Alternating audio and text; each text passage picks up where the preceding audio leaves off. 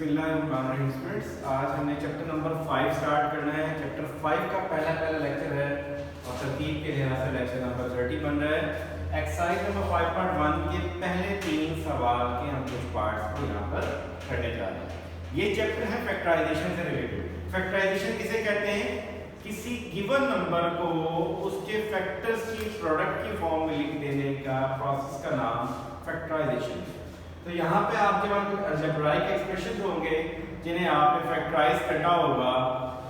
पहले सवाल में जो मेथड लेंगे फैक्टर बनाने के लिए वो होगा आपने कॉमन लेके करना तमाम पार्ट्स के अंदर।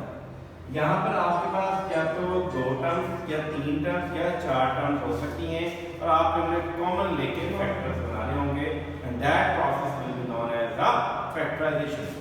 क्या है पहला सवाल? हमारे पास यहाँ पर 1 2 3 टर्म्स हैं, टोटल ट्राइनोमियल हमारे पास है। क्या करेंगे? यहाँ गौर से देखें, क्या एक ऐसा है 2 एक ऐसा नंबर नजर आ रहा है जो इस 4 को भी डिवाइड कर सकता है, 2 को भी डिवाइड कर सकता है। 2 क्या आ जाएगा हमारे पास? कॉमन। फिर उसके बाद a हमें हर जगह पे नजर आ रहा है और कॉमन। b को भी देखें, तमाम जगहों पे नजर आ रहा है, इसका मतलब है b भी आपने क्या ले लिया है? कॉमन ले लिया। तो हमने टोटल जो कॉमन लिया वो है 2ab, इसलिए हम लिखेंगे taking 2ab as common. 2ab common लेने का मुराद ये है कि आपने तमाम टर्म्स को 1 बाय 1 2ab के ऊपर डिवाइड करना है। ये लिखा हुआ पहली टर्म हमारे पास 2abc, तो इसका मतलब आपने जब कॉमन लिया 2ab कॉमन लिया तो 2abc कट गया और हमारे पास रह जाता है only c।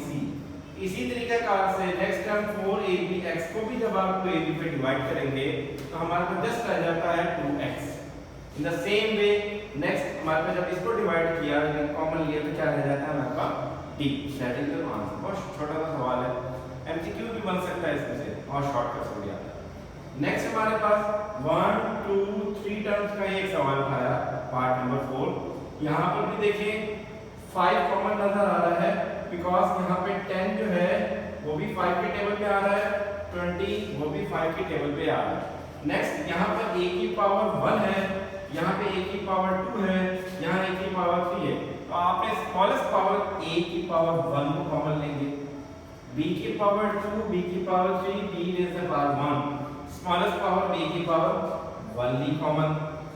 In the same way c cube c raise to power 1 and c square में से आपने c रेज़ टू पावर 1 को स्मॉलेस्ट पावर को कॉमन लिया। अब वही वाली बात, अगर आपने कॉमन लिया तो कॉमन लेने से मुराद क्या है? आपने 1 बाय 1 तमाम टर्म्स को क्या करना है? डिवाइड। तो पहली टर्म को डिवाइड करके हमारे पास बनेगा b स्क्वायर c। दूसरी term 10a square b cube c को जब डिवाइड करेंगे तो बनेगा हमारे पास 2ab स्क्वायर।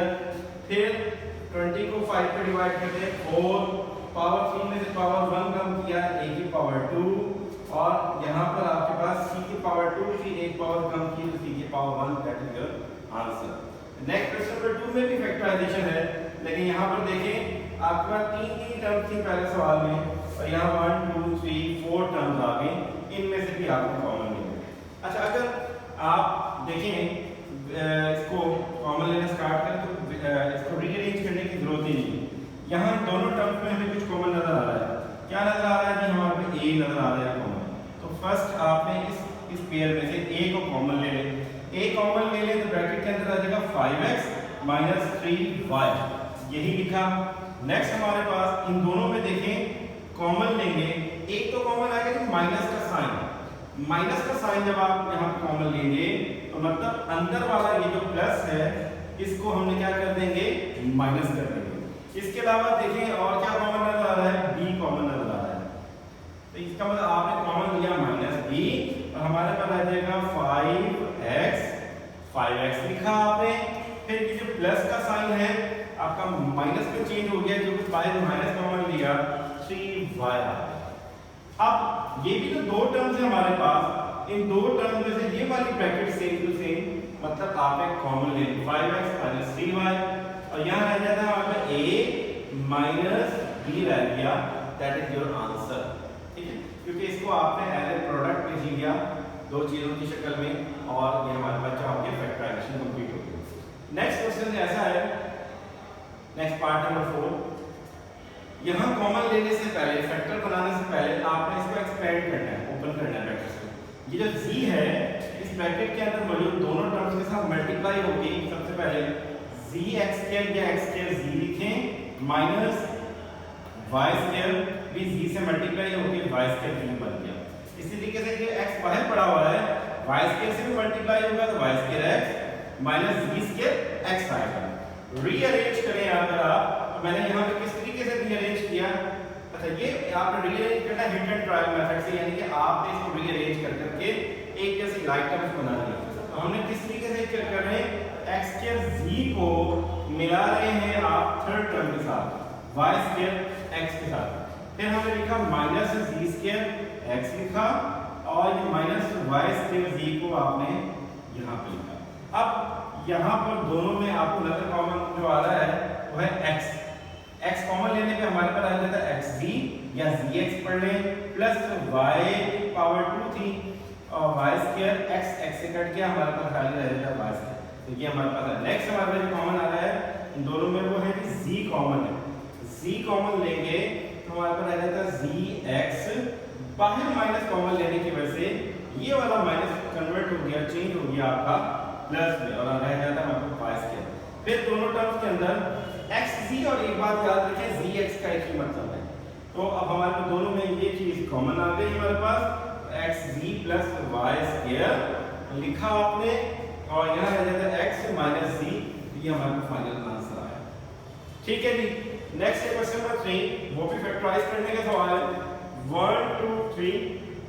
अच्छा जरा सी मेहनत करें, अगर एक नंबर यहाँ पे कॉमन ले लें आप, जो कि 3 नजर आ रहा है यहाँ पे कॉमन, कि 3 के टेबल में 12 भी हो रहा है, 3 के टेबल में 36 भी है, 3 के टेबल में 27।